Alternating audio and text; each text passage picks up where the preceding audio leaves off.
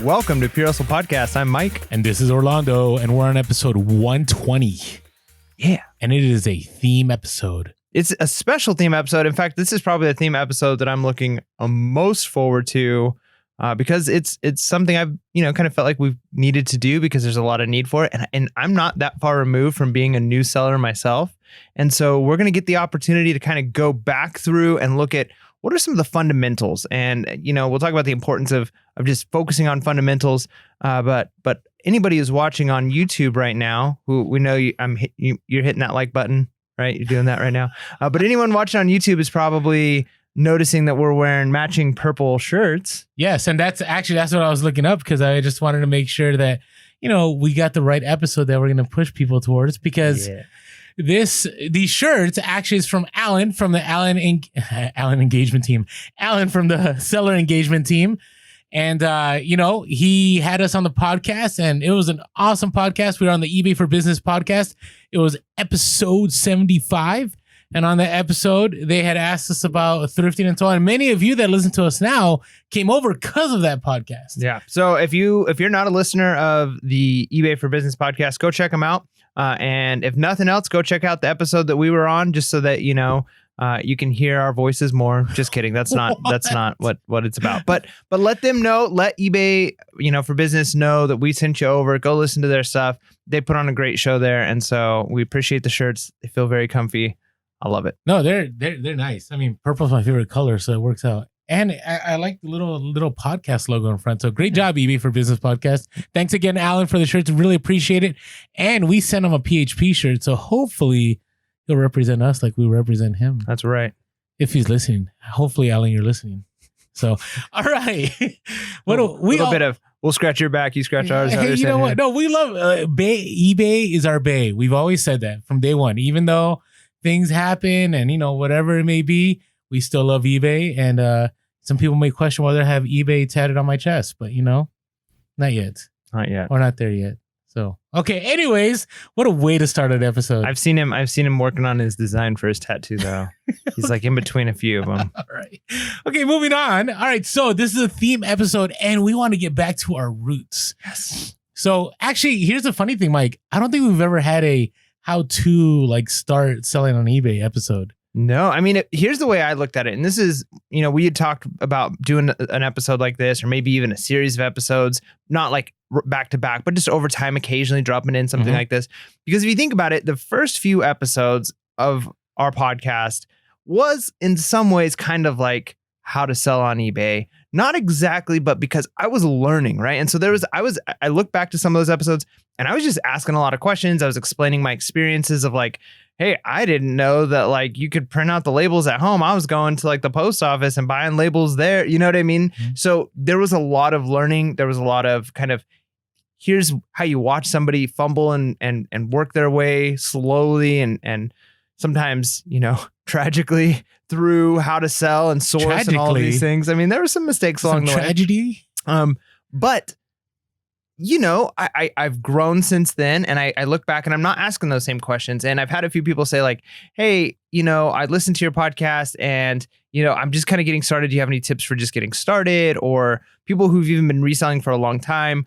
And we might be talking about things as if, hey, the knowledge that Orlando has and I have shared together, that everybody has that knowledge. And that's not always the case. You might even be experienced and not have, an exact understanding of what it is we're talking about at certain times. Yeah, and it's kind of interesting with eBay. I always say this, two things. So our podcast, we're not like a teaching podcast. We're a documenting podcast, right? We teach indirectly by documenting our process and what happens. And we get people all the time say, love the podcast because, there's some things that you guys bring up that I never even thought about as you're sharing your successes and your failures, right? Yep. And so, excited about that. And so this episode, we're going to try to be a little more direct about how to start selling on eBay. Now, here's the thing. I want to kind of put this little caveat in there is that, you may be an experienced seller, but there may be things that, Mike and I bring out that maybe you haven't thought about, or maybe there's stuff that we learned from somebody else along the way that you haven't thought about, because all the time we're always learning, right? Mm-hmm. And there's always these basic things that, somehow get missed, because I really feel that, this is why we have episode 120. Mm-hmm. because reselling is so vast and there is no one quick how-to. And what brought this up too was, it's kind of interesting. When I went up and traveled to the Bay Area, I actually went to my old basketball coach's home, and it's like 20 plus years since I've seen them, and their kids have, they have vintage stuff, and how thrifting is like the cool thing to do. And the mom was asking me like, hey, how do you sell on eBay? How do you start? And, I kind of said, well, we have this podcast, blah, blah, blah. And then she had asked me, she goes, hey, do you just have like a PDF? And I actually tried to put something together. Oh man. That's almost like, I don't want to say like selling a course, but like putting together a booklet of how to. But you're right. Like we have 120 episodes and that's tough to do. Like, that's what I mean. So I started actually putting something together and I go, wow, no, there's no way to like cover everything, but we can talk about some basics, right? So on this episode, I want to talk about the top 10 steps to selling on eBay. Yeah, top 10. And again, going back to what you said about even if you're experienced, I don't want to, repeat this too much. Don't turn us off. Yeah. That's all we're saying. Stick around. We like it here. But there's a quote that I love. It's something to the effect of, we often need to be reminded of what we already know more than we need to learn new things, right? And it's kind of that going back to the fundamentals, going back to your foundation, going back to your roots. And we see that, like, to use the cheesy sports metaphor, oftentimes people get so, teams and whatever get so good, they get so into the advanced stuff that they forget some of the basics. And it's like, if you just go back and just do just the basics, you'd be surprised at how much you can learn. And so there might be one or two things you take out of this, like, you know what, I've kind of been slipping in that area because I've been thinking of like improving my numbers on this metric by changing my shipping methods. And you're so advanced that it's like, oh man, I totally forgot. Like, just be basic. Sometimes that's enough to get some wins. Yeah, agreed. And the one other thing I wanted to add is, there are things that I would have said 2 years ago that I won't say anymore. Right? There's new things change, yeah. And especially helping Mike has helped me kind of focus on like, okay, if I started over and, it was episode 1 of the podcast and Mike had asked me certain questions, I may be giving different answers. Right. And so I thought about that. So let's go to number 1. Right. And again, Mike may disagree on some of this. So this will be interesting. So if you want to start as a new seller, I'd say the very first thing is you have to sign up and download the eBay app before you do anything, right? You also have to make sure you have a bank account. I mean, we're getting really nitty gritty, right? But yeah, this isn't our number 1. This is pre-number 1, right? Well, yeah, but it's things that people don't think about. Now, it's a little different now because we have managed payments. Well, we're not on there yet because we're still doing global shipping. But before, you used to have a PayPal account. Remember? Do you remember all that? Yep. I mean, it was pretty easy. Yeah, it wasn't too bad. Now having signed on to some other programs, I'd say maybe it was a little bit more complicated compared to some of the newer reselling or selling platforms. But overall, I mean, it wasn't that difficult. It wasn't too bad. But yeah, I mean, a lot of times people are switching over from being a buyer on eBay to being a seller. So they already have an account. They may already have PayPal connected, but it's that kind of transition of like, okay, what does it look like to actually list something? Well, and that's what I want to throw out is that it's very different. And some of the things that you may hear on our other episodes, you may not have access to with this brand new account. It's kind of interesting because we sell our shirts. And by the way, check the link on the bottom. We have new shirts in stock by the time this episode drops. At least we should. So we have all our sizes available. Anyways, that was a shameless plug. But the reason I bring that up is we opened an eBay account, and remember, we got suspended with our brand new Pure Hustle podcast account, and it was because we were selling too many things too fast. Yep, and right? It makes sense. Like again, we talked about like it's eBay trying to protect buyers, and the more buyers feel protected, the more likely that sellers are going to be able to long term do well on a platform. Yeah, so you have to understand that there's going to be some limitations.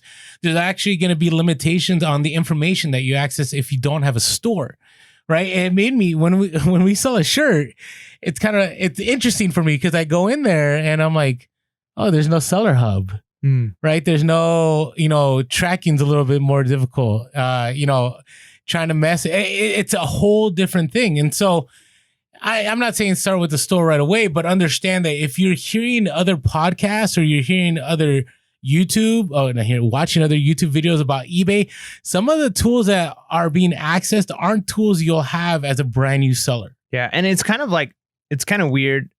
The more I've been reselling, the more I kind of feel like it's almost like a video game, right? Like people Please explain.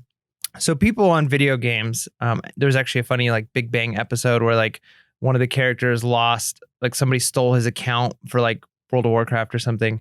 And the whole idea was like, so you're upset because somebody stole your imaginary money that you use in imaginary world to buy imaginary things, and you spend real, time to do. Mm-hmm. And so like you spend all this time and energy in games to like level up and get money and more resources. And reselling is kind of like doing that in real life, except for you get real money for it. And so it's kind of cool when you first log on to eBay. I kind of feel like it's like starting off in a video game. And I know this sounds really weird, but like they give you very like limited and basic stuff, but it's like, you get, however many free listings. And so you get these free listings. You have a limit on how much you can sell and how much you can list. But the moment you get a couple of sales in, it's like, congratulations on your sale. Next thing you know, it's like, we've upped your listing limit to this, right? And it's like, boop, you've leveled up a little bit. You make another sell or two, and it's like, congratulations, we're now offering you this much, and we're going to give you an extra free, 50 listings if you use by, this time. And so they start giving you all this free stuff, and part of it is to hook you in. And it seems to be that new sellers tend to do really well. The algorithm pushes them up. So it is nice. It's like you're starting a video game, and it's like walking you through, and you're leveling up, and it starts off and you can't do all the big stuff. But every time you make a couple of sales, it's almost like credit cards. You know how like you first get a credit card and you got a $500 limit on it, and you buy like two things, you make one payment. It's like, congratulations, we've upped your limit to $3,000. You're like, yay. Like that's kind of how eBay is. Yeah, it is. As long as you're doing a good job. Well, That's the key thing. Yeah, of course. I mean, if you're making sales and you're not like if you're canceling right away, it's a bad scenario. It's good. And the reason I say that is because sometimes there's new people on social media that, they find a hot toy or a hot item, right? And then they sell out. And some of you that are new maybe have experienced that, because I actually had somebody DM us today, like my account's been suspended or limited because I kept counting transactions. Yeah. And that's why I say, start slow, but let's rewind even more. So the very first thing, and this is my suggestion, I'm interested in what Mike says, is you research items in your house, not to sell. And I have a different perspective on that, but just to research those items by filtering the eBay app to sold. So learn how to check what the highest price is on an item, what the sell-through rate, meaning how many there are in comparison. Maybe you want to use a completely app, which is, I think it's like $4 and you have it for life. That could be another tool you can use. And then take a look at why items sold, right? Why did the higher price item sell, right? Because what you'll find is when you go and you search, let's say, a Rawlings baseball glove and it's a certain model, you're going to see the same glove sell for more money than for other people. And you take a look at why. Is it the keywords? Is it the pictures? Is it the returns? Is it the feedback that the individual has? Take a look. So get really familiar with that. I would say before you do anything, understand that app, because that app is going to be the ultimate tool for you out in the quote unquote wild. Yeah, I think that's good. I think that's a good strategy because you have access to all the stuff. I remember when I first started selling and I was like, okay, like should I do Amazon? And I didn't go down the Amazon route right away, but even on eBay, I went through and I literally scanned every single book that was in my library, like my personal home library, right? And it was pretty easy to learn, like, okay, fiction novels don't sell for anything on eBay.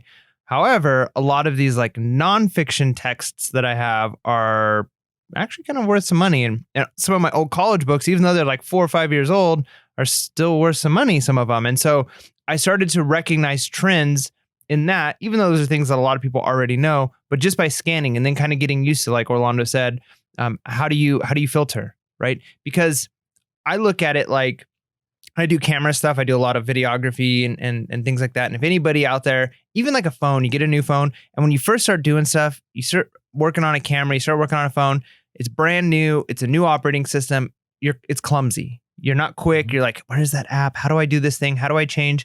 And the more you do it, the more you don't even think about it. Like if you move an app on your phone after you've had it a certain place, it actually causes you like to stumble because you're like, wait a minute, it becomes muscle memory.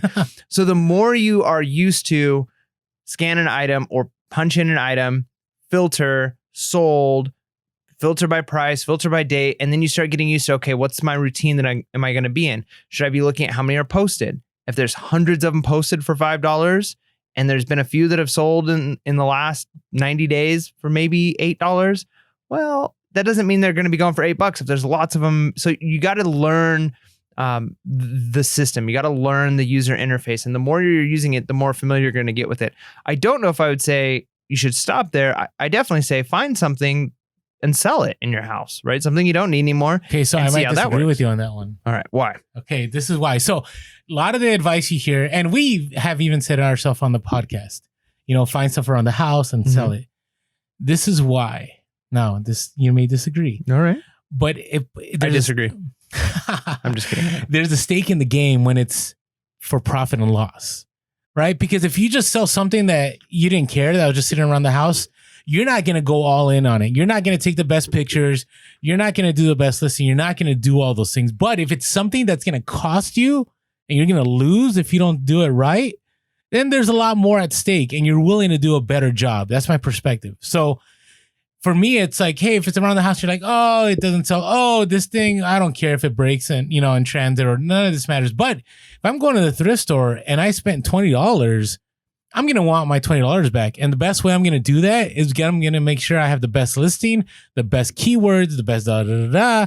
And I'm going to treat this as if it's a real deal scenario. Yeah. I mean, I think that's good. I think a lot of people are going to start off for fun, hobby, and then it's going to quickly grow into something else because that's just what this does.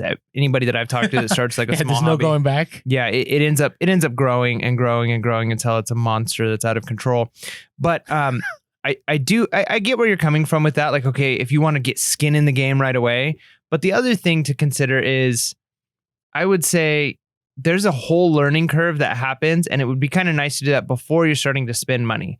I would say, because profit, even without considering loss, is still a big deal. So like, for instance, I sold a Kindle that I had before I ever went and bought anything, right? Mm-hmm. And I sold a couple of Magic the Gathering cards that I had before I ever went and bought anything.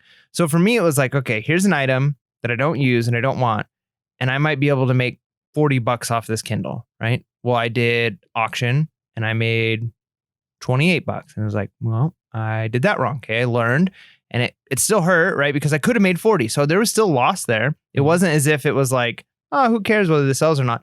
But people need money. I mean, I'm just thinking right now, I'm doing more, Craigslist ad stuff and Facebook Marketplace and having like looking out to people and trying to like do some arbitrage that way. And one of the things I'm noticing is there are people who want money quickly, and a lot of people start reselling for that same reason. So if you need the capital, you want to learn how to do it, and you don't necessarily have the money to go out and spend and buy new stuff, you're probably right. It's probably going to create more urgency if you're going to go out and spend a bunch of money or even some money, and you're going to play around that way.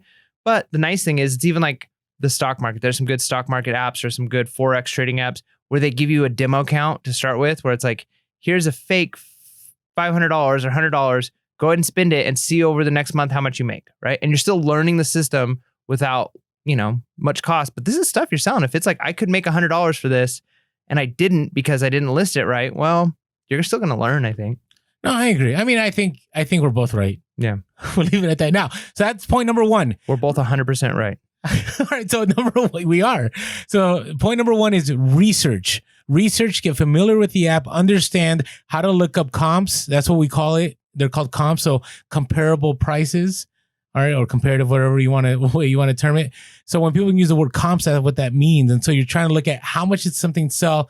And then what that does is it allows you to figure out, okay, how do I want to sell? Do I want to sell it at the high price? Do I want to sell it at the medium price? Do I want to sell it as the lowest so it sells right away? Now, the second step is figure out your capital. Okay, and what I mean by this, I think there needs to be set limits on what you'll spend. Right? Because it does get addicting. Like you go and you're like, oh, I could flip this 5 into 30. I can flip this into da-da-da. And then, next thing you know, you're walking out the thrift store and you've dropped $100. Right? And then you end up having death piles sometimes. Right? And when you're brand new, things take a long time. Right? I mean, I can list 15 to 25 things in a day within a few hours. When I first was starting, man, it was a process. Right? So I think you need to figure out what you're going to do. And I hate using this word, but you have to budget. I don't know. What are your thoughts on that?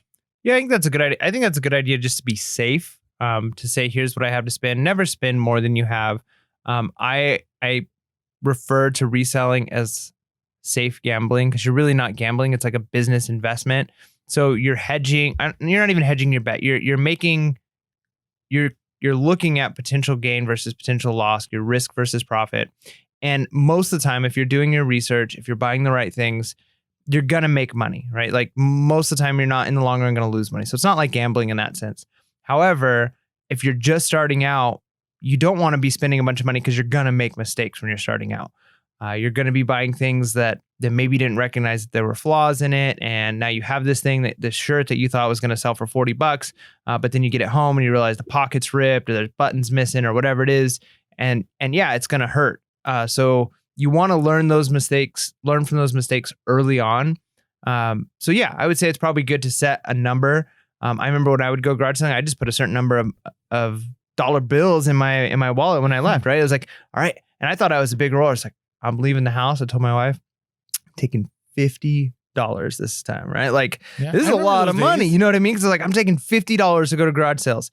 It was like pretty intense. Now it's like, I'm leaving for garage sales. I better have like hundreds of dollars available and the ability to get some kind of capital if I need to, because sometimes you run into sales where it's like, all right, I need $600 right now to buy all this stuff. So it's amazing how fast that changes, but it is good to recognize like, hey, you're going to start somewhere, probably set a limit. And garage sales and thrift stores are a good way to do that. And yeah, take some money. Kind of think of it as entertainment. You're learning something. So say like, hey, if I was going to go out to dinner or go watch a movie, I'd spend $40, $50, put that in your wallet, go to a thrift store, go to some garage sales, spend that, and then go from there. Well, and it goes back to my previous point. It makes you take things seriously, right? Because if you have an unlimited amount and you're not waiting for things to sell, well, you might take your time about things. But if you only, let's say $20, and that's what I started with. When I started getting serious about reselling, I shared this in, I don't know, podcast episode 1 or 2, was that me and 2 other buddies had $20 and we said, hey, let's see how far this $20 go. And then eventually, you know, in time, I ended up having 46 items, 50 items, 100 items, but I never went in the red. I was constantly in the profit, right? And so you want to reinvest.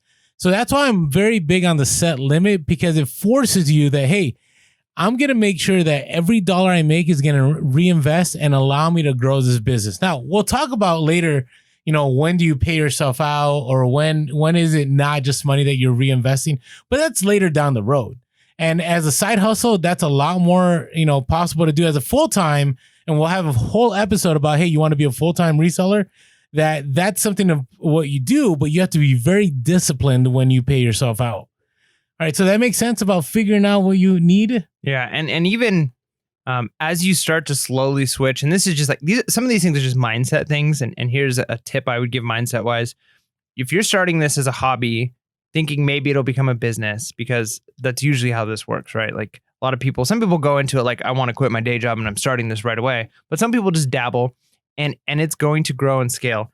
So treat it like a hobby / business and give yourself a budget, like Orlando said, and say like, hey, once a month, I'm going to put $50 and I'm going to reinvest any money I make. But just like it's a bill, or just like it's a hobby that I do, it costs however much money to go to the gym. It costs however much money to, I don't know, whatever thing you're into that you do on a regular basis, your hobby. Say, $50 a month is how much I'm going to put into this until it keeps growing. And everything I make, I'm going to keep putting into it. And if you keep discipline like that as you're learning, you might realize like, wow, I can actually up this from $50 a month to $75, or you might not even have to pour any of your own money into it. I was pretty surprised with me. It was only like 6 months of reselling that I feel like I was pouring personal money into it. Before I had enough capital from reselling that I was just using that and I didn't have to add anything extra. I remember the day you told me that. I was so happy for you. You're like, Orlando, this is kind of weird. I don't need to use my own money anymore to source. Yeah. And that's great. And the sooner you can get to that place, the far better it's going to be, especially if it's a part-time gig. It's really nice, right? Because and this is why we're starting with eBay with reselling, because eBay is low risk, right? You don't spend a lot of money. You find something at a garage sale or thrift store or wherever it may be, and then you flip it, and then you just keep doing it, and you just keep growing and growing and scaling, right? If you go down the other route of like Amazon, it's a lot of upfront money right away, right? It's a volume game for the most part. At least that's my way of seeing it, right? Where eBay, you get 2 or 3 items, you sell them for good money. You have some capital that's rebuilt, and you can go out there and source some more. Yeah. All right. So number 1 was research. 2 was figure out your capital. Number 3 is get educated. And this is the one that's going to be a little tougher. because there's a lot of noise out there. There's a lot of content. Now, you could pay and take a course. You could. That's doable. And that kind of, fast tracks you. But with eBay, there's so much free information out there. I mean, all you have to do is like follow the people that we've interviewed outside of PRSO Podcast and follow them, and you're set.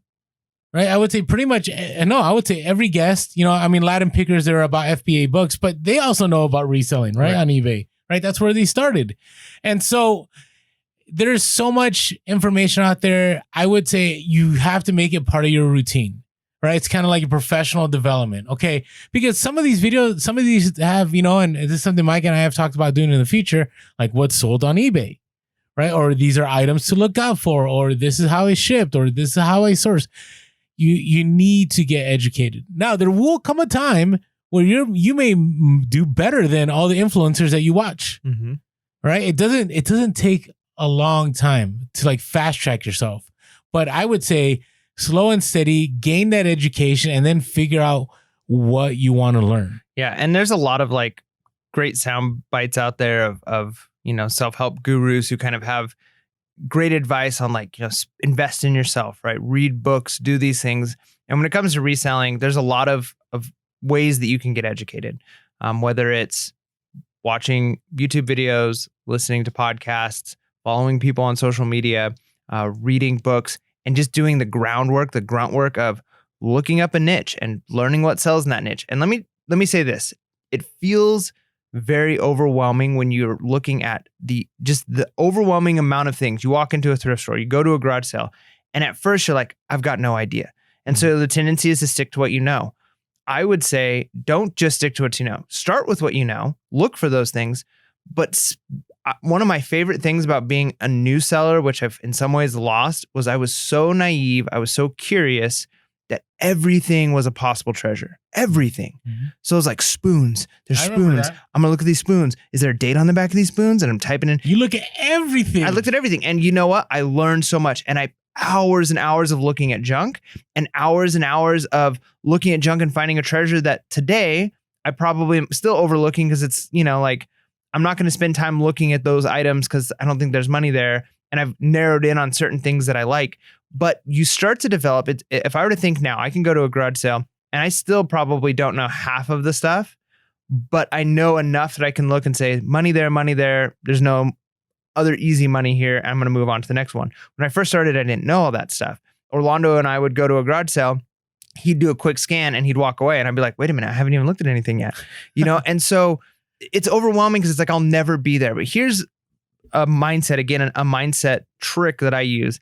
When you're got something big like that, whether it's a big goal, like I'm going to finish school in 4 years, or I want to lose X amount of weight, or you've got this big goal and it could seem like it's going to take how long to do that? Like, I don't have that much time.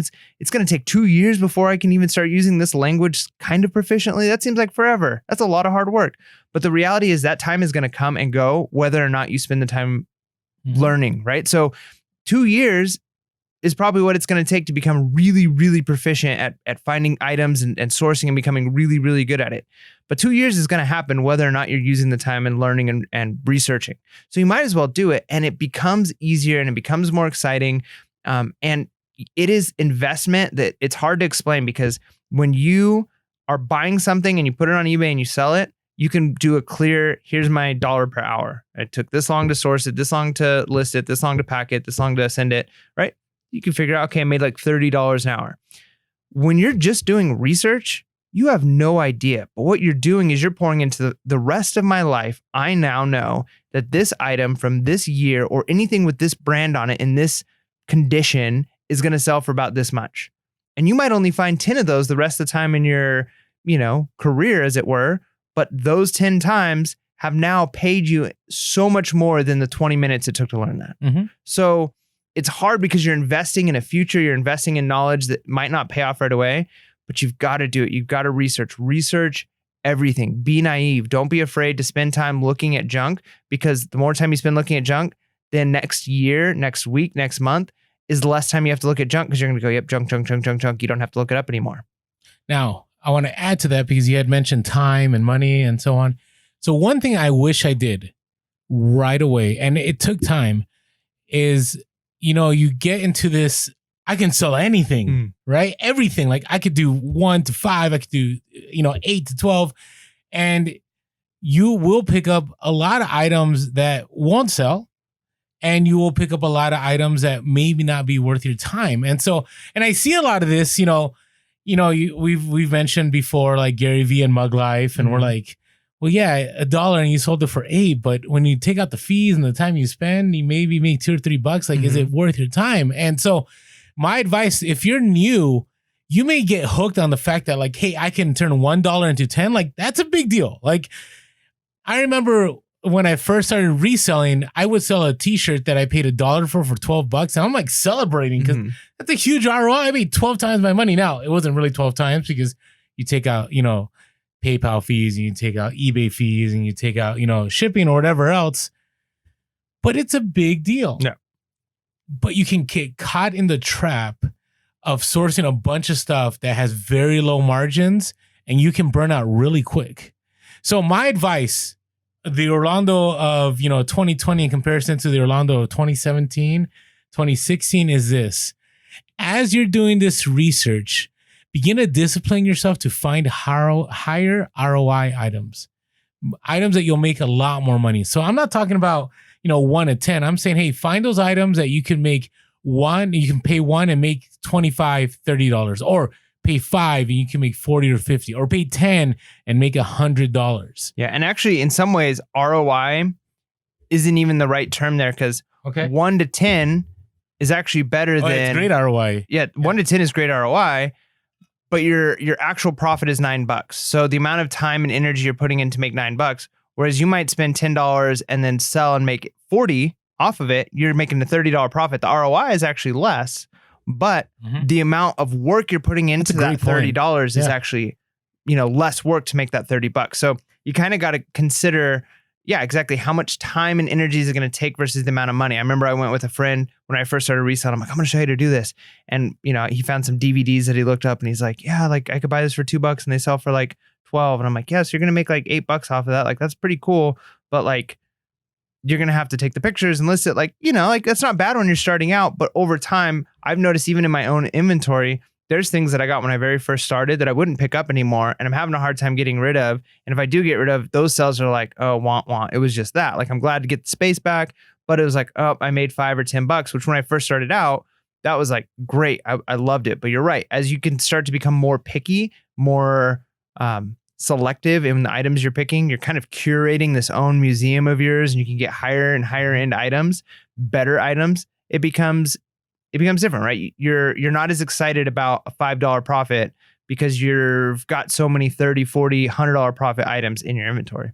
Yeah. So be aware of that. Now, I will talk about down the road when you become a full-time seller, where there's a place for those lower, cheaper items, but that's for a whole different scenario. I'd say if you're starting off and you're brand new, right, you want to have those higher ROI items because they'll also energize you, right? They'll motivate you, right? I mean, you spend $1 and you make 10, like that might motivate you, but then after you do all the work, you might go like, I could have just done an hourly job, Yep.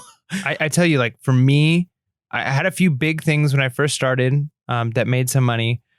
But the one that was like convinced my wife, I think the one that was like, and that was a big story. I'm like interested in this one. I bought, and I remember I wonder if we could go back. I don't have those text messages anymore because I got a new phone, but I sent the message to Orlando. I'm like, I think I got a big score. And I was at a Salvation Army, and it was like $2 shoe day or maybe $4 shoe day. I don't know, something like that.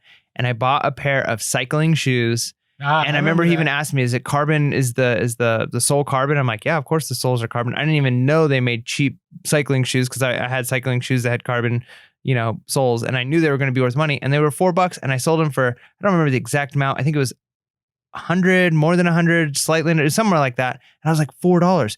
I bought these pair of old nasty shoes. My wife's like, I can't believe those sold. I can't believe those sold for that much. Those were just nasty old shoes. And I'm like, I know, I can buy shoes and sell them. And she's like, let's do this, right? Like, so you do want those big things, those things that are going to kind of motivate and keep you going. But, you're probably going to buy a few of those smaller things just to get that capital flowing, especially if you're low on money. I think I can imagine there's probably some people who are like, yeah, but I only have $10 to start. Well, a $1 to $10 gain, paying 1 and getting 10 is a great way to start rolling, especially if it's a fast sale, if you can do it quickly. But as time goes, you're going to be like, $10, what's that?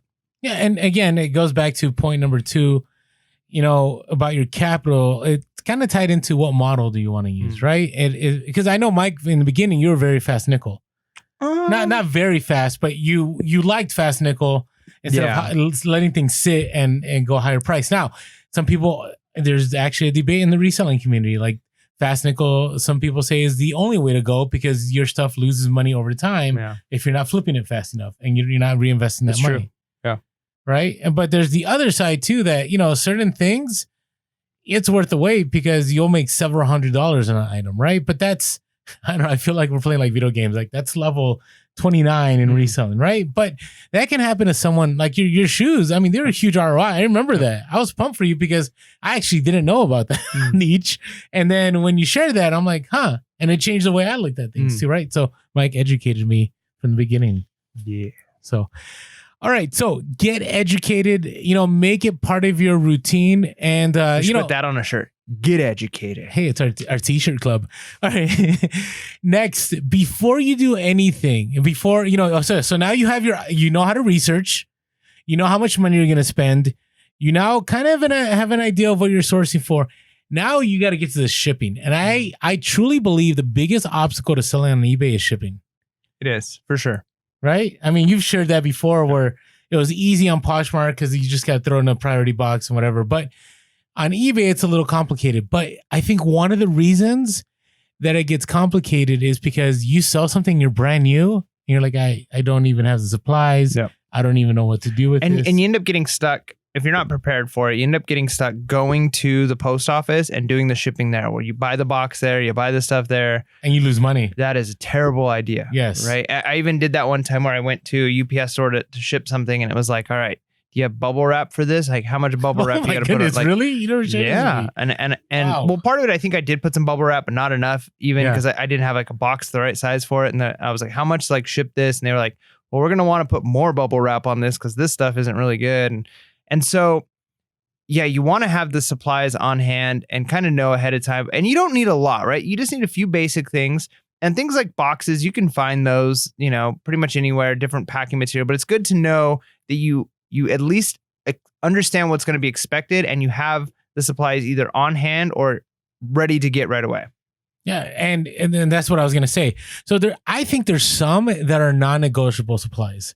And, we do have our link on the bottom, but you don't have to go through our link.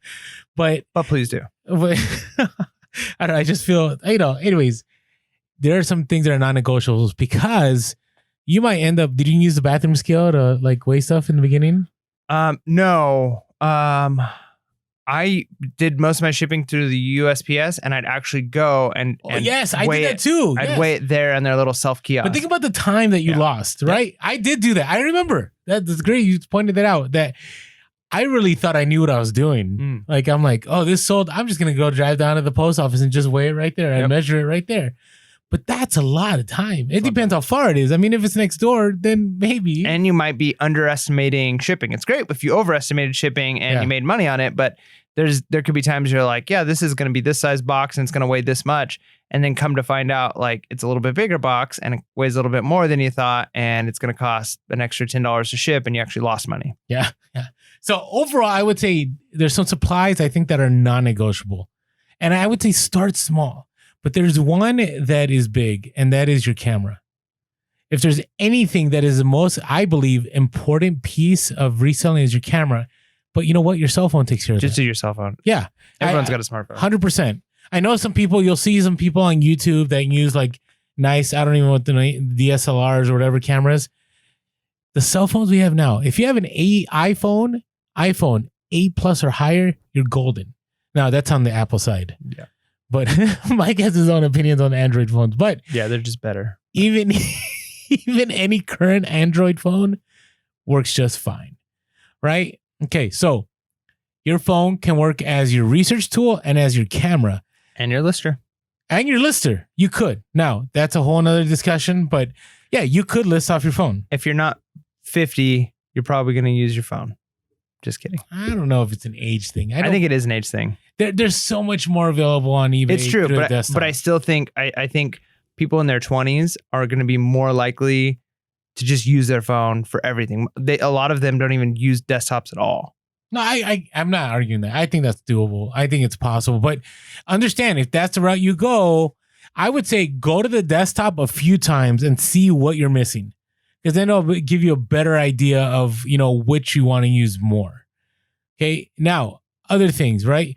You got to figure out if you take pictures with your camera and you're not listing online, right? If you're not listing right on your phone right there, you got to figure out what you're going to do with those pictures. Are you going to airdrop them if you have a MacBook? Do you have a Dropbox? Do you have some way of getting those photos to a desktop if you're using a desktop? So you have to think that through. Okay. The other component is white backgrounds are huge. Okay. It gives you that clean, crisp picture. According to eBay, it pushes you up in the algorithm, in the Google algorithm also. But here's the thing. You can get that nice white background for $2. Yep. $2. All right. So when I started, I'm not saying you have to go down this road. What I did is I got the white foam board, not the poster board, the foam board. Mm-hmm. Right. And usually I would have something like I would put a mug like behind the foam board to hold it up. Mm-hmm. I know it sounds kind of, interesting, but that's how I did it. And I had a white vinyl table cover from the dollar store. Now you can make it another foam board. What I found though, if I did two foam boards, that one foam board would get really dirty. Or with the vinyl, it's easy to wipe stuff off. Mm-hmm. Right? But for $2, you can get that nice, clean, crisp white background. Or you can use that program, right? That remove.bg. Yeah. I would only use remove.bg for your main thumbnail because the quality of the picture is going to be slightly diminished. It's not going to be as perfect. But what I always do, and this is one of those like potentially advanced tips, is if you're taking, let's say, 11 pictures, you get 12, right? Mm-hmm.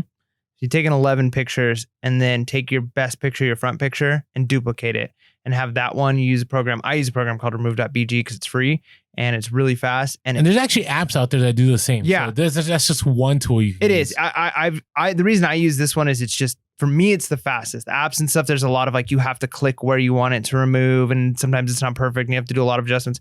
This is almost instantaneous. And you get to download and it becomes just like literally looks like a cutout, like a professionally done cutout. Now, I only put it as the first one and then that same main picture I have without the remove.bg just so that people can look at it at a higher resolution if they want to. But I noticed for the most part, people don't even notice the difference unless they're using a desktop, which I feel like a lot of people use eBay on their phone. Oh, yeah. I think it's like 50% of online sales are through the phone. So I don't think they're even really that big of a difference. But when it comes to the white background, it's not going to be perfect if you're using foam boards. It's not going to look like a professional cutout done, but it's still going to be cleaner and it's going to be able to show the item a little bit better. And it just gives it a more professional look, I think. And it's very useful. And we have some people that we know that like set these up outside because you get really good natural lighting if you're outside, if the shade is right. So you don't even have to do this like in a professional studio with lighting and things like that. For years, and even still, I'll do this. I mean, if you ever, we don't share our stores publicly, but if you look at my listings, you see some of my older listings that I use the foam boards, and it's not like super nice, crisp and white. Yeah. And it was just like my kitchen light and the two white foam boards, right? And then eventually I bought like a lighting setup or started using a light box. But I don't think those are non-negotiables. I will say a light box is a game changer. I think if you could, one of the first things you should invest in, second to a scale, would be an Amazon Basics light box. If you're doing like shoes or small link in the items. description. Link in the description. I was going to go there, but anyways, yes. But it is very helpful. Now, some very practical things. Number one, when you're using your cell phone camera, make sure that the lens, that you're taking the picture with is clean. Because I find a lot of pictures, they have this weird like lighting that shows up, or it gets kind of blurry, or it doesn't look really crisp. And it's just very basics about wiping the lens. And I remember when I had I think my second set of helpers, they did all these pictures and all the pictures came out terrible. You got to use one of these little things. Yeah. So microfiber. I wear glasses, so I always have one. But yeah, I mean, you get some you get a smudges. Yeah. And it'll make the picture not look as quality. I know it's very basic. The other thing is, when it comes to tools, make sure you understand that you need to be able to access everything right away. Right? Because what happens is right away when you get supplies and you're starting reselling, you're like, oh, I'm just going to throw this over here, over there. And then you lose all this time finding stuff. So that's a real practical thing. All right, let's talk about scale. Why do you need a scale? Why do I say it's a non-negotiable? We've already talked about it, right? You could be losing money if you go to the post office and try to measure. The other thing is it helps you calculate the shipping so you don't lose money on shipping when the item sells. Yeah. And the longer you do reselling, you start to get an eye for it, right? You can start to kind of judge like an item like this is going to fit in this size box and it probably weighs this amount. You know, shoes we've got down, like they're almost always under 2 pounds. They almost always fit in this size box. And this is about the cost it's going to be to ship it, right? So eventually you're going to get better and better at that stuff. But yeah, the difference between 12 ounces and 1.5 pounds can be huge depending on what type of shipping you're doing, right? So it is a good idea to have a scale that goes down to ounces, to not be using a bathroom scale. Because I mean, I have actually had to use bathroom scales when I'm shipping a ton of books. Not quite a ton, but you know, like 75 pounds of books. I've done that before. Yeah. And so, yeah, you may end up needing a bathroom scale for certain things. But the nice thing is too, they have scales that have removable face plates. I would recommend one of those where it's like, it pulls away like on a cord. And so you can put boxes on and it's not blocking the weight of something. And I've actually found multiple scales just outsourcing. So when I first started reselling, I didn't have a scale. And I remember the garage sale that I was at that I bought my first scale. And I brought it home and I told my wife, like, look, I got this scale. And I was like, sweet. And then we started using it. And yeah, now I look back, I'm like, how did we ever do it without a scale? Yeah, so. Agreed. Once you go scale, you never go back. Yeah. So once you go scale, you never go to the mail to weigh your resale. All right, we'll go with that. Okay. All right. But hey, and again, we're not, listen, you don't have to use our links. I'm just saying that scale is such a huge part. And the other part of it is, understand, and we'll talk about this later, and this is later in our steps, is that you do not want to ship something that you pay the U.S. Post Office. You want to print your label at home. And what the scale does, it allows you to do that. All right. So you also need some kind of measuring tape, some kind of way to measure the box or the envelope that you're using. Okay. So I would say that's part of the non-negotiable, right? Because you want to be able to be efficient with your time and you want to, make sure you keep some profits to yourself. Okay. Right. All right. Now, you have to be able to know where you're going to access supplies. I think this is the hardest one when you're starting off because, I have a whole shed that has every single box I need, every envelope I need, has all my tape, has everything. So I never go looking unless I run out. But when you're first starting, right, you're like, I don't know what to get. And then you don't want to buy stuff preemptively because you might buy something to, ship and it may take you 6, 8 months, 10 months. Now, some people do pack stuff right away. I don't know. It depends. I don't do that because I feel like it takes up a ton of space, right? I sell a lot of shoes, and if I had every single pair of shoes like packed up, I'd have to get like another storage unit just for shoes. Yeah, no, that's absolutely true. And I remember when I first started, the things that ended up becoming key buys for me were rolls of paper or boxes of paper from like U-Haul or even Walmart's pack of paper isn't too badly priced. We find it's a little cheaper at U-Haul. Paper is great because it's a little heavier than bubble wrap, but you get so much of it and you can store it a lot easier. Bubble wrap, if you can get it, hopefully you're able to just source it from places, friends, family, businesses that just throw it out because that stuff is like gold. I always tell people like, please don't throw that stuff away because it's just so expensive to buy. But here's how I started, and maybe you would say like this isn't the professional way of doing it, but I remember when I first started and things were selling, is like, this is breakable. I don't have bubble wrap. If I go out and buy bubble wrap from Walmart for all this stuff, like it's going to cost me a fortune. So I was putting stuff in bags. Like I had paper bags and I'd have like sometimes plastic bags depending on the item. And then I would take newspapers that I had or like things like that. And I'd wad that up so I didn't want the ink to get on the item. So I wasn't using pure white paper.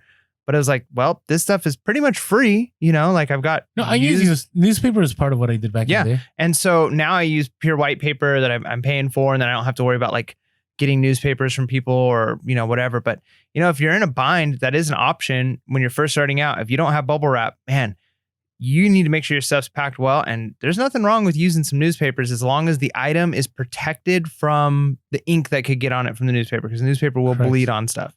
No, and there's nothing wrong with buying supplies before making those network connections. Actually, you just reminded me I was supposed to pick up some air bubbles today. All right. Anyways, it's been sitting in somebody's porch for like a week and a half. So I'm going to find out who that is and I'm going to steal your connection. They're going to start giving it to me. All right, that may happen. All right. So for example, I knew that I had a dollar store around the corner from my place. And so I knew exactly where I was going to get my air jackets or my padded envelopes. I knew the bubble wrap there was terrible. I knew I needed to get the bubble wrap from somewhere else. But, you know, if I ever was in a pinch and I ran out of shipping tape or whatever it is, like I knew I had that dollar store. So know where you can go. Not saying you buy it all because, right, you have low capital in the very beginning. But know where you can get items, right? That's very important. So just be aware. So again, figure out what supplies you'll need. I would say the non-negotiables are your cell phone, which you already can use as your camera, some kind of tools to get your white background, right? A scale, and know where, and again, with the scale, kind of like a ruler or something to be able to measure things. And then where you're going to get your shipping supplies if things go down. Oh, good point. All right, hey, real quick, I want to take a moment to talk about our social. So if you haven't had a chance, make sure to follow us on Instagram, Facebook, and TikTok. We are Pure Hustle Podcast. On Twitter, we are Pure Hustle Cast. You can also give us a call, 619-738-1170, 619-738-1170. If you're wondering why I'm laughing on the YouTube, Mike likes to make these actions to get people to call. I don't know what to ever do when you're giving the spiel, so I can either sit here good. Or I can I could do some dancing. Good. You can also email us at purehustlepodcast@gmail.com. That's purehustlepodcast@gmail.com. And if you're listening to us on the podcast and you want to see our beautiful purple eBay for Business shirts or our mugs, you can follow us on YouTube, subscribe. Hey, we're almost at 3K on YouTube. Hopefully by the time this episode drops, we're already at 3K. Yeah, if you're not subscribed to us yet, and you listen to us on the podcast, because we have significantly more people who listen to the podcast and follow us on YouTube. If you've got a Google account, like go over and just subscribe to us, because what it does is it helps us in the algorithms. It helps people find us. And we would love just and do give it us for the algorithm. Yeah, honestly, like it would help us out a ton if you subscribe to us. And because you never know, you might end up watching a video here and there if you're like, oh, that'd be cool. Keep listening to us on the podcast. We love that. We do this as a podcast. We're primarily podcasters more than YouTubers, but we sometimes drop videos that aren't necessarily mentioned on the podcast. So you might miss those if you're not subscribed. And so just hit the subscribe, hit the notification bell so that you get actual notifications when we drop new stuff. And then hit like on a couple of videos. Like that would really just help us out as far as letting other people know and find Pure Hustle Podcast. Yeah. So definitely helpful. And again, you've talked about the reviews, and I want to read one of the reviews. Do it. All right, so actually, let's read two of them. Let's read them. So here's the thing: you guys have helped us so much with the reviews, because with every positive review, not only just the stars but the written ones, that's somebody else that goes, "Hey, I want to check this out," and it pushes us up in the iTunes reviews, and it gives us like motivation. So 100%. Okay, so actually, I want to read three. These aren't super long. Okay. Mike's like, what? All right. Hey, thanks, Swan Song Vintage. They said, valuable knowledge passed on here. Absolutely love one of the best reselling podcasts out there. Informative guests and engaging, knowledgeable host. Well, thanks. Yeah, thank you. Mike and Orlando, thanks for all you do for the reselling community. Oh, thank you for listening. You're why we do this. Yes, 100%. All right, Thriftpocalypse. Ooh, that is an awesome name. He says, his title is Real Relevant Reselling. Recommend the podcast. And says, I have been binging this podcast from episode 1. Oh, nice. From day 1. Mike and Orlando give out the best content out there. I dislike iTunes, but I had to hop on here to show some support. Man, now see that you are a hustler that is really showing us support. We appreciate that, because I'm the same way. I don't have an iTunes account, so I would have to sign up for an iTunes account to leave a review like that. So I know what that took. Thank you. I appreciate that. Cracks me up. All right. And then our last one, let me get to it real quick. That's so funny because actually I didn't have iTunes to the podcast too. Really? Yeah. So, all right. So this is from drn.cells. They said, so knowledgeable, gave us a 5 stars and said, Mike and Orlando are always dropping great tips every episode. Love hearing about bolos, level up reviews, and more. I've been reselling for almost a year now, and the information they're giving out has helped me to become full-time entrepreneur. Well, that's huge. Yeah, congratulations. That's a great accomplishment going full time, and I'm sure there's plenty of other people out there who've been a big part of you making that move. But that's what's so awesome about being a part of this community, whether it's the interviews that we're doing or other resellers that we connect with, whether it's through social media, whether it's listeners, whether it's other YouTubers, whatever it is. There's so many people who are coming together, dropping knowledge, trying to help. And so it's amazing to be a part of this community. So yeah, thank you. All right, enough patting on our backs. But hey, if you also want to say in a monetary way, there's a link below. Really appreciate that. And anything you buy through those affiliate links helps us out. It helps us go to In-N-Out Burger every once in a while or something. Yeah, that'd be nice. That'd be nice. Except I'm on keto, so I'd have to go protein style. All right. Hey, I'm kind of on like something like that. I don't know. Anyways. All right. So the next one, we're going to start talking about, hey, you have all this stuff, right? You understand how to use the app. You figured out what money you're going to use. You're getting educated. You got the supplies. You've gone sourcing, right? You know what you're going to pick up, right? You've already gone to a couple of thrifts, and now comes, I would say, more of the grunt work, what you need to do. But before we do that, I think it's time. Oh, is it time? Do you think it's time? Should we go some more? Should we start talking about listings? Yeah, let's do let's do number 5, and then we'll move on to our hustle this week. I just wanted to talk about those. I thought, okay, I'm so pumped because we have some awesome ones. All right, let's go. Let's talk about listings. Okay, so what do you do? Right, you're overwhelmed. You have these items, and right away you may go to the listing thing, and it's like list, and it takes you through these whole search categories and search item specifics. Don't do any of that. Like normal, research stuff. Right? Research is sold, and then look for the highest priced or kind of in a good range. Go to that one, go to that listing, and then it gives you a little option of, do you have the same or something similar? Sell now, click on that and do the sell similar option. Is that how you started, or did you start off cold right away? No, it was always sell similar. And in fact, that actually got me into some trouble at times. Oh, really? Yeah, because there were certain things I'd just copy straight over, and it wasn't all the time. It was only like every once in a while, and there'd be little mistakes, right? Like, I would put in the item description that the shirt was a large, but the sell similar that I used, like in the title, it said medium, and I didn't always make those corrections. You got to be careful, yeah. So use sell similar for sure, but double check to make sure, because there's going to be differences. Like typically you're not selling the exact same thing. And even if you are, you might not like the way they worded some things, but you definitely want to, especially if you're looking at ones that have sold for the highest amounts.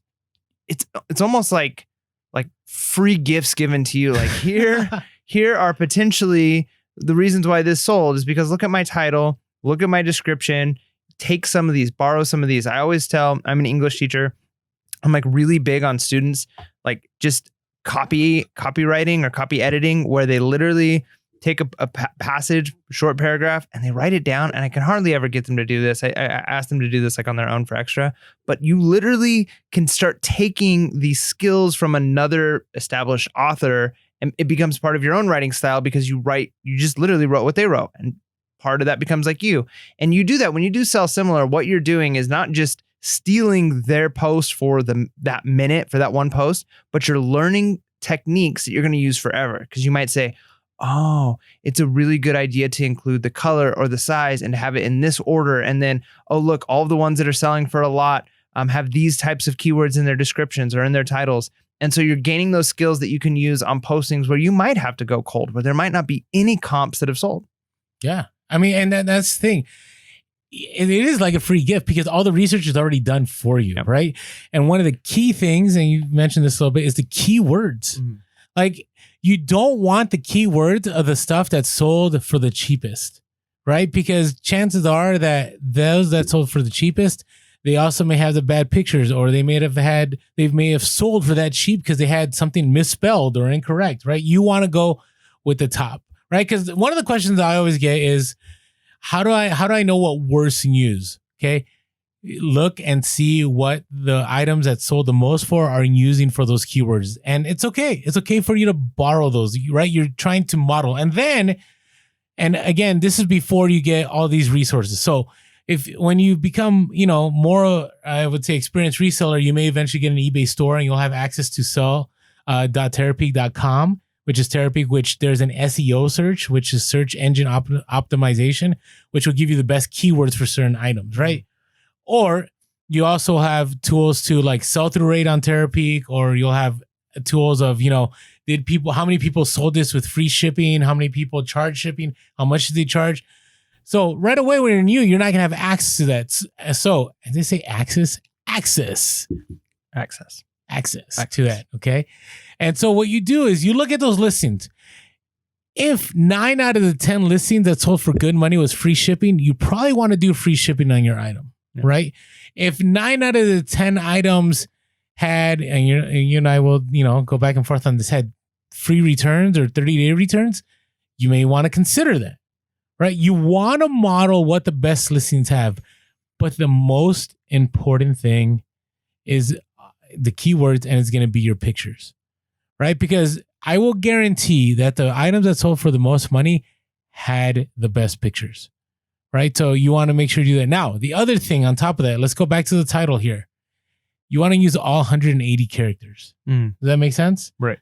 Like, and you don't want to spam it, right? But the very first word you want to use is the brand, right? Because they're going to be looking for a Nike or a Pendleton or a Harley or, whatever it is, that's what they're going to be looking for. Next, and some people debate this, they want to know if it's a men's or a woman's items, right? So you may want to have that in your title or make sure it's in your item specifics. Then after that, you want to put keywords that are proper nouns. I'm getting English here, right? Proper nouns that are tied to your item, right? So you don't want to just go generic, like, this is a Nike shoe. Okay, you want to say what kind of shoe. Is this a Nike Flyknit? Is this, a Nike, whatever you want to call it, a Nike Jordan, whatever. You want to use those proper. Then you want to make sure you have your size on there. Now, towards the end is where you kind of get into like these constant filler words. So, for example, cowboy boots. If I find a pair of cowboy boots, and usually they're Tony Lama or whatever, I'll put vintage.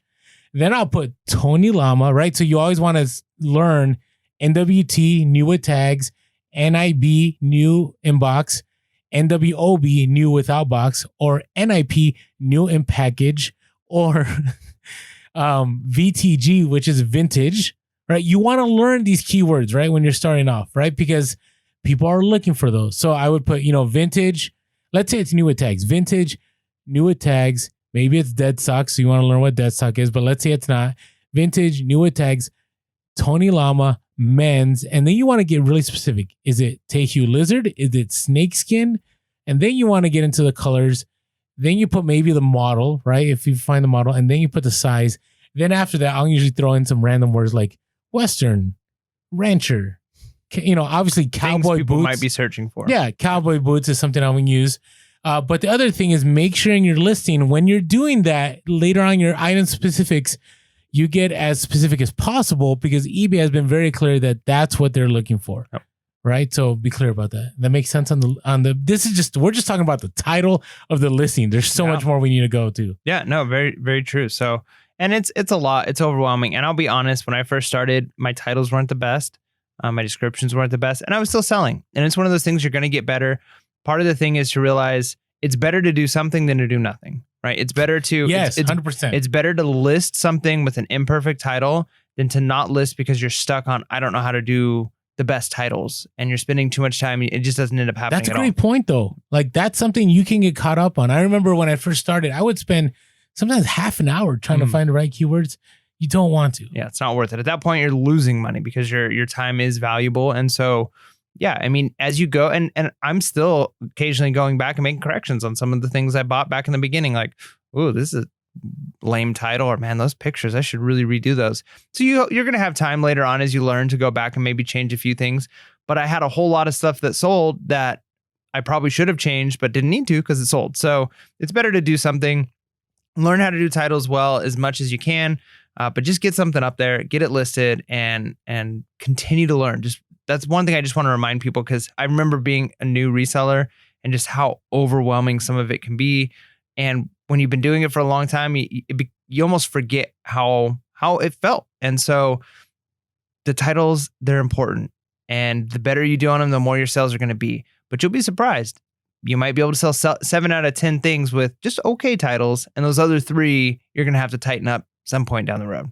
Yeah. So, but titles are super important. But the next part is pictures. But before we talk about that, I think it's time for our. Oh man, I was about to drop. I was hoping the sound to drop, but this is the part that I wanted to get to. But we're at it now, so let's do our. Oh man, we're having some technical. This is, by the way, we are super organic. So yeah. And so this is how it goes. But you know what's gonna happen. I don't think this has ever happened. The entire time we've had these sound effects, we never had this problem. Yeah, it happens. It's all right. It's time for. Come on, hustlers. There we go. It's the freaking hustle of the week. Yeah. So Hustle of the week. How like this is the top 10 tips for new resellers. This is kind of like, what if we did podcast 1 again? That's kind of what it's like. We're just taking it back. What do you mean? I'm just joking. Anyways. I have no idea what you're talking about. All right. Well, no, because, podcast 1, we were still trying to figure things out, right? But we're good. We're good. I get what you're saying. Okay, anyways, all right.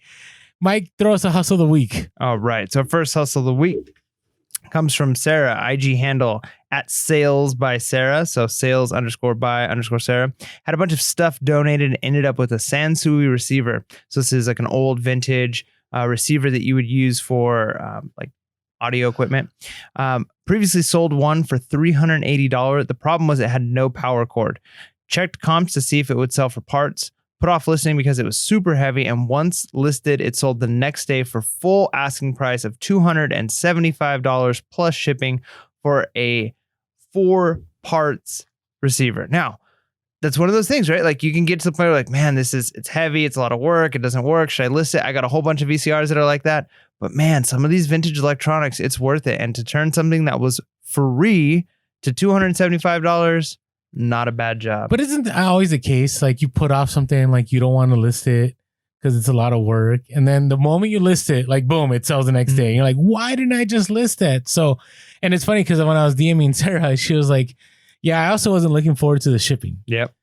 Right. And so she's been selling for a while. So understand, like if you're a new seller, sometimes these bulkier items are going to bring in more money, but they're going to take some work, right? To especially this receiver, it was pretty heavy, she had told me. And so it took a lot of work, but sometimes that separates you from the competition and there's money to be made. So, hey, Sarah, IG handle sales_by_Sarah. Great work on that Sansui and the other one that you sold. That's a lot of profit right there, especially stuff that's donated. I had one of those back when I was a pretend audiophile when I was a teenager. I had a nice Sansui receiver. I didn't even know until she shared this with me, so that's good. All right, next one. It's Byron, IG handle Byron TV. One of our followers, always posting us on Instagram, always tagging us, and I'm glad that we can share this hustle of the week. And he's being real on this one, so this is something you guys should pay attention to because Byron just jumped into doing eBay, but he was doing a lot of Amazon before, and what he was doing was he was doing a lot of video game consoles, but it takes a lot of work, right? Remember like your Nintendo console? Like, yeah. Would you still sell that Nintendo console knowing that you would have to like boil parts and all that? Would I sell it or buy it? Buy it. No, I wouldn't have bought it. All right. So that's part of reselling, right? If you're new, you do get into these places where you end up, feeling a little burnt out. So he got burnt out doing the video game consoles because it was a lot of work. He had to prep. And so he wasn't enjoying it. Well, in January, I don't know if it was part of his New Year resolutions, he decided to start learning books for FBA. So he goes to Value Village, which is kind of like our Savers here. This is in Canada, right? He finds a book for $5.99 Canadian dollars. And within 3 weeks, that sells on FBA for $179.99 Canadian dollars. Yeah, that's a way not to get burnt out. No, because and here's the thing, books, like you just never know. Now with books, there is a lot of junk. That's the hardest part to understand. Like even if you're doing it for eBay, like it's hard to make a profit on books because it is, you got to scan a lot of junk before you find something profitable. Here's the title of this book though. I wanted to share this. FYI, for your improvement, un guide de développement, and then it's French after that. So not going to share the title. Well, okay. You're just going to say that it's... I don't want to butcher the French language. But why do you have to share it? Because it's FY for your improvement. That's just the key title of the book. Oh, okay. Right? So if you look at this book, it's very... if you go to Byron's Instagram page, it's a very unassuming books. Right? So if you're doing Amazon FBA with books, that's what I always say, scan everything. And you're scanning not to find the gold. You're scanning to get rid of the junk to end up at the gold. So, and the same thing with eBay. When you're out there thrifting, right, you're going to go through a lot of junk as a new seller before you find, right, those home runs. And sometimes it's like finding a needle in a haystack, but, you're refining, you're getting rid of the dross and you're finding the gold. Okay. Right? No, it's good. Hey, so great job, Byron. Thanks for being an awesome follower of the podcast on Instagram page. So that is Byron, IG handle Byron TV. All right. Our next one comes from Jose, IG handle @KickFlipThrifts. So his teenage daughter was bugging him about jelly she saw people testing out on TikTok and noticed that the #FlipLife Twitter hashtag started catching on. Do you know what those jellies are? Those jelly candy? So there's these jelly candies on TikTok. They look like fruits.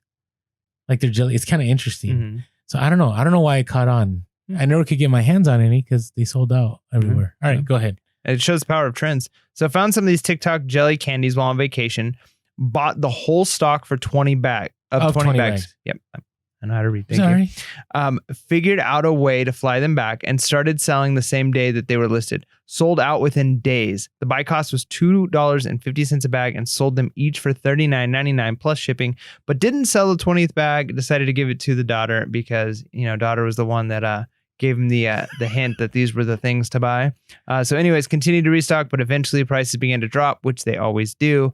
But incredibly quick ROI, man. If you can get on trends like that, that is the way to do it. Yeah. And I got to tell you, TikTok is, I would say they show trending stuff way before Instagram, way before Facebook, as far as what people, in their late teens, early 20s are wanting to get right away. No. I can't tell you how much stuff is trending really fast. So if you're not on there, you can just follow us, TikTok, Pure Hustle Podcast. So anyways, great job, Jose. Thanks for sharing with us. IG handle KickFlipThrifts. And man, I wanted to get my hand on those candies just to try it out, but that's a nice return. $2.50 to $39.99. Great work. So, all right. How about your hustle of the week? So my hustle of the week is interesting. It's still going to pan out because we're recording this on a Friday night, which normally we don't record this early before we drop. And Saturday, I'm planning on doing some garage sales, my thrift stores. But I have as of now, 6 or 7 people that I'm going to be meeting up with to buy things that I got connected to from a Craigslist ad that I put out yesterday afternoon.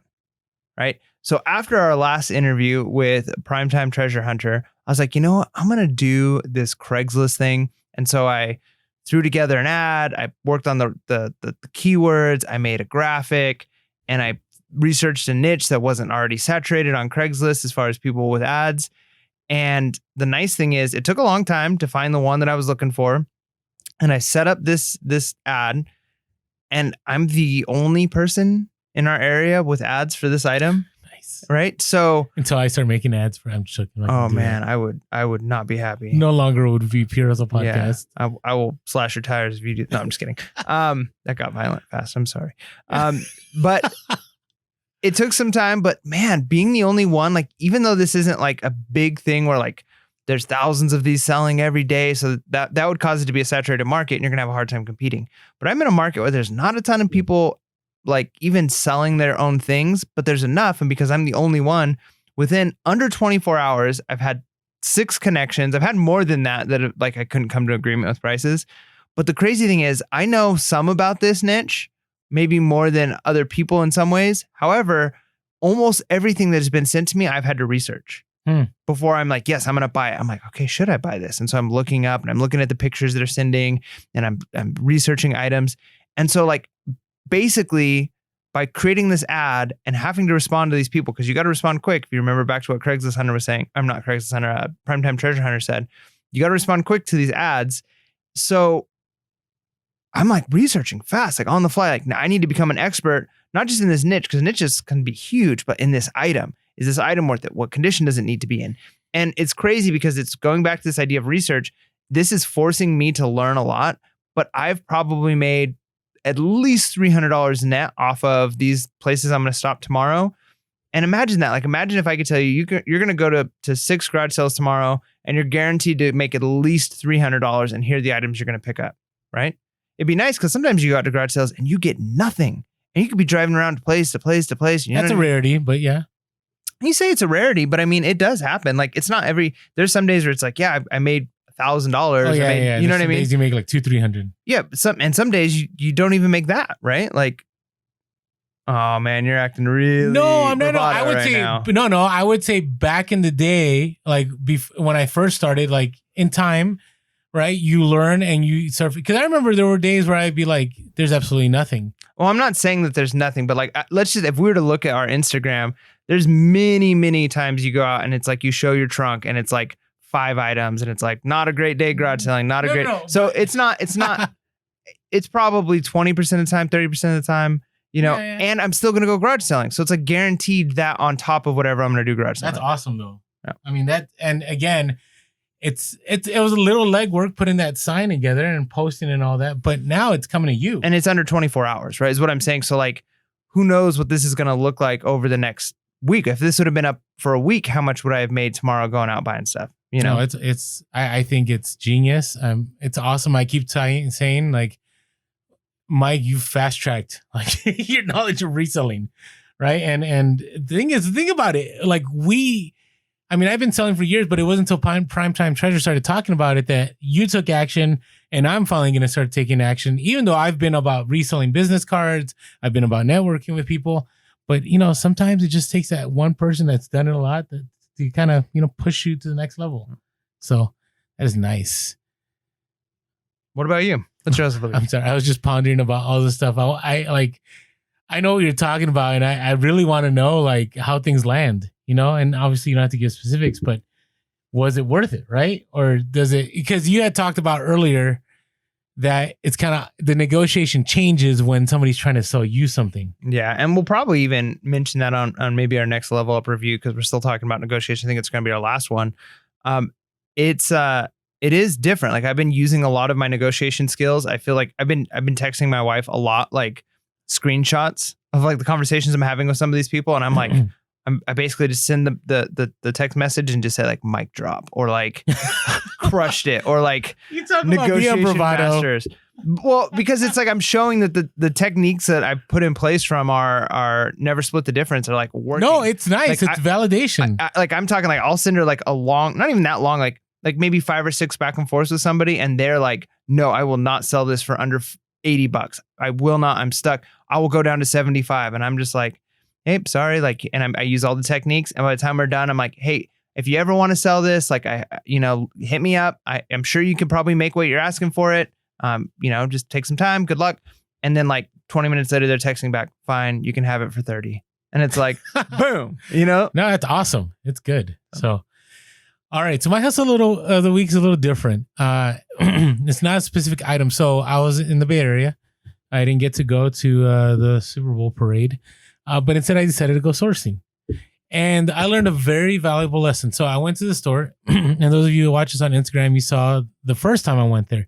So I went there the first go around. I scored. I mean, I would say in that one trip, I paid for my entire trip. Now, granted, I do use, miles that I get through using my Southwest credit card, but it paid for my hotel, and it paid for my car rental, and it paid for the meals that I paid for. Now, obviously, all the stuff has to sell, but on that one trip, I was able to pay for everything, and it was beautiful. But here's what happened. So I went that one time, and I thought, this is kind of interesting because I showed up later. So I was trying to get there at 8 a.m., and I showed up like at 10:30. It's funny because somebody who listens to the podcast had contacted me and goes, yeah, I was there early. And I'm like, oh, that's why all the good stuff is gone.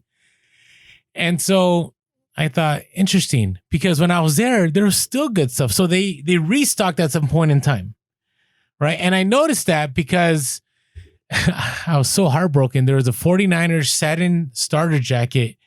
For whatever reason, I missed it. And it was probably selling for 20 to 30, and the guy's going to flip it for over $100 easy, even though the 49ers lost. But it got me thinking, I go, I could either A, go to a bunch of stores that shall not be named and other thrift stores in the area, or maybe I go grab some lunch. I go to Starbucks. I do some listings. I do some counter offers, and then I show up 5 hours later, and maybe there's good stuff there. Now, what got me thinking about this was when I showed up, there was all kinds of people there and all kinds of people in the parking lot. When I walked out, like I took inventory of the cars in the parking lot. When I walked out of the store, I looked all different kinds of cars, right? I was maybe one out of, 3 cars that were still there. I go, So this is getting a lot of foot traffic. On a restock, there was excellent stuff. I wonder what happens if I show up 5 hours later. So I went 5 hours later, and I didn't show this on Instagram because it's just an experiment. And I also didn't want to have, anyways, I just didn't want to, I'm very big on, I don't want to go to the store too many times because, maybe I'll end up telling people like, this is a store to go to, and then ends up flooding that store. And I didn't want that to happen. So I go back in. First thing I find is a Harley Davidson leather shirt jacket. And if you know anything about these, they sell I've sold them for $150 to $200, and there was one for $30. Sweet. Then I find a Star Wars Mark Echo, I think is like a dark side jacket for $15 that sells for $50 easy. Then I find other jackets, and I find other shoes. So basically I found a whole bunch of inventory. Actually, my second go around was better than the first go around. So I'm like, this is really interesting. I wonder what happens if I go a third time. So now I didn't go the same evening because I'm like, hey, maybe they don't restock in the evening, whatever. So, I waited till the next morning. I got up and I knew exactly when they restocked items based on what happened the day before. And sure enough, so I woke up a little later. I showed up a little later. I showed up around the time that they restocked the day before. I show up, sure enough, they restocked. Picked up all kinds of stuff again. Abercrombie and Fitch vintage jackets. I ended up picking up, what else? Some kind of like Sherpa kind of vintage stuff that sells for good money. I ended up picking up more shoes. And this is just in clothing. Like there was a lot of hard goods that I had to pass on. So I learned a very, very valuable lesson. Number one, when you go thrifting and it's a store that has high traffic, take a look at how much business that place gets. How many people are in that store at any given time? Then take a look at the cars in the parking lot. And when you walk out, are those exact cars there? If it's already, transitioned a lot and you are one of maybe 2 or 3, that means that people are buying stuff and they're going to constantly restock stuff. Number 3, be aware when the restock happens. So I did a whole lot better by going to the same store 3 times over 2 days than going to different stores. Because I did go to 3 stores that shall not be named, and it was garbage. It was not worth my time.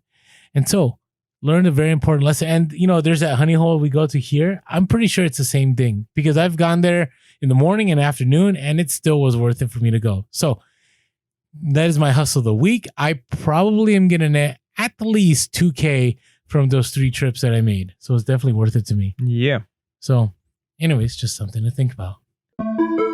Hey guys, little odd here, right? We're kind of interrupting the flow of what's going on. Yeah, but what we decided, this episode is going a little bit long, and we feel like there's a lot of really important things that we want to cover. So we decided to actually break this one up into 2 parts. Part 2. Yeah, part 2 is coming your way. So if you finish listening to part 1 and you got something useful, or you're like, I'm still waiting for that really useful thing, check out part 2. It's either right above you on the feed or below, however you got it organized, right? And it's on YouTube. So it's released. It's You'll there. find it. Yeah. It's not lost. Yeah. So anyways, thank you so much. We appreciate you guys watching and listening to part 1 of our top 10 steps to start selling on eBay. That's it. He's got it. And with that being said, make sure to be real, Be relevant, and be reselling. Peace.